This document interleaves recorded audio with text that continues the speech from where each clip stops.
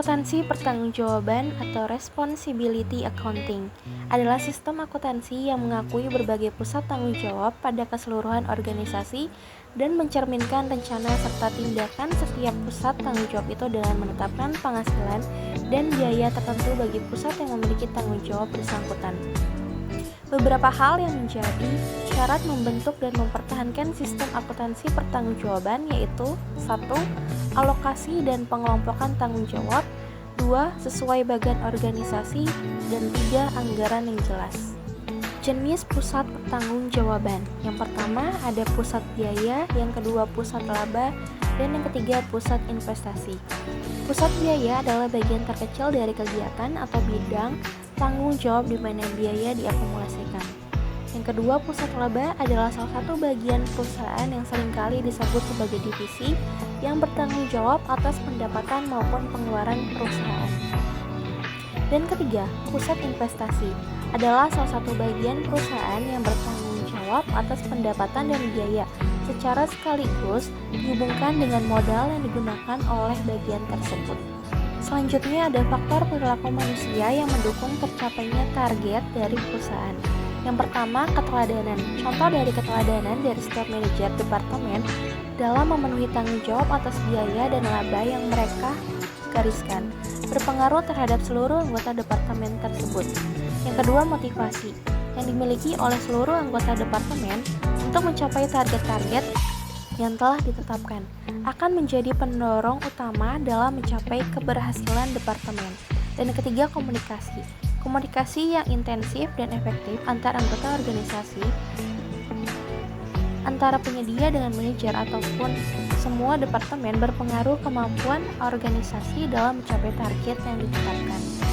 Pelaporan. Proses penyusunan laporan pertanggungjawaban dibagi menjadi dua. Yang pertama, laporan pelaksanaan tanggung jawab merupakan laporan tanggung gugat atau accountability yang memiliki dua tujuan. Yang pertama, memberikan informasi bagi manajer dan juga atasan mengenai pelaksanaan atau kinerja bidang pertanggungjawabannya. Yang kedua, mendorong para manajer dan atasan mengambil tindakan langsung yang diperlukan guna untuk memperbaiki kinerja. Yang kedua, laporan informasi adalah laporan yang disusun agar manajer memperoleh informasi yang relevan dengan bidang mereka, walaupun tidak berkaitan langsung dengan tanggung jawab spesifik atas kinerjanya. Selanjutnya di sini ada kriteria laporan yang baik. Yang pertama, ditunjukkan ke pihak yang tepat. Laporan harus sesuai dengan bagian organisasi atau harus ditunjukkan kepada personel yang bertanggung jawab mengendalikan bidang yang dilaporkan. Yang kedua, konsisten. Bentuk dari isi laporan harus konsisten setiap kali diterbitkan. Sebaliknya, perubahan hanya dilakukan jika saat diperlukan dan dengan alasan yang tepat. 3. Tepat waktu. Laporan harus disusun dan disampaikan sesuai dengan waktu diperlukannya laporan tersebut. Dan keempat, teratur. Laporan harus disampaikan secara berkala dan teratur dari waktu ke waktu. Yang kelima, mudah dipahami dan terinci. Laporan harus mudah dicerna dan dipahami oleh pihak pembacanya, serta laporan harus memberikan penjelasan terinci dan memadai tetapi tidak bertele-tele tentang isi laporannya. Keenam, dapat dibandingkan. Laporan harus memuat berbagai angka yang dapat dibandingkan, baik antara angka aktual dan juga anggaran. Yang ketujuh, bersifat analitis. Laporan harus berupa analisis atas kartu jam kerja, daftar barang rusak, persamaan kerja, surat permintaan bahan, kemacetan mesin, kualitas bahan, dan sebagainya. Yang kedelapan, tingkat efisiensi. Laporan harus menyampaikan kemampuan setiap departemen pelapor tentang kemampuan atau ketidakmampuan mereka dalam mencapai target.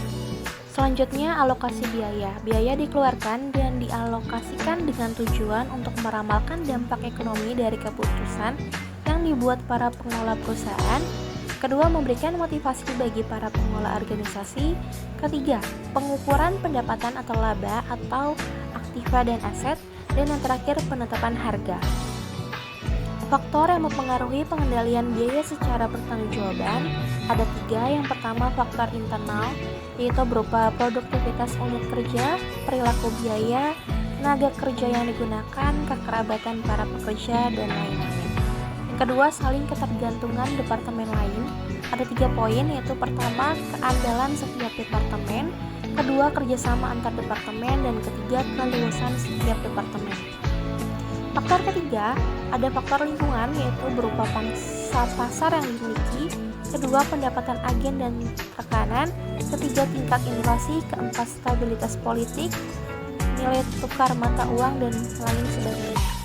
Di sini ada contoh studi kasus, yaitu pada PT Raja Wali adalah produsen elektronik berlokasi di Purwakarta yang menyusun sistem akuntansi pertanggungjawaban berdasarkan struktur organisasi perusahaan.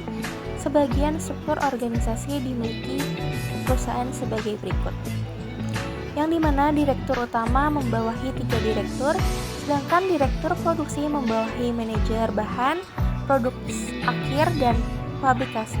Manajer pabrikasi membawahi 3 kepala unit, yaitu kepala unit perakitan, unit penyelesaian akhir, dan juga unit pengepakan.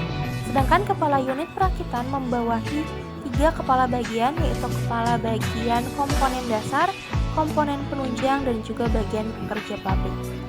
Walaupun direktur pemasaran dan keuangan membawahi manajer lain, hal ini untuk menyederhanakan. Yang terakhir ada laporan perusahaan biaya overhead.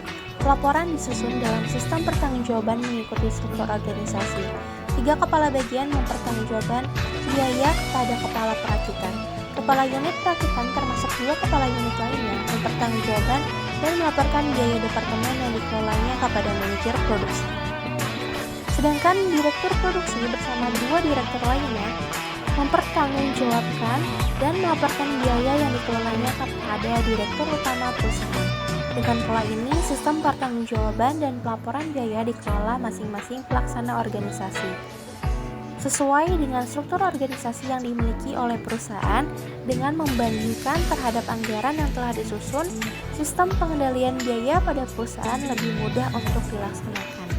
Mungkin itu saja dari saya, kurang lebihnya mohon maaf. Saya ucapkan terima kasih. Wassalamualaikum warahmatullahi wabarakatuh.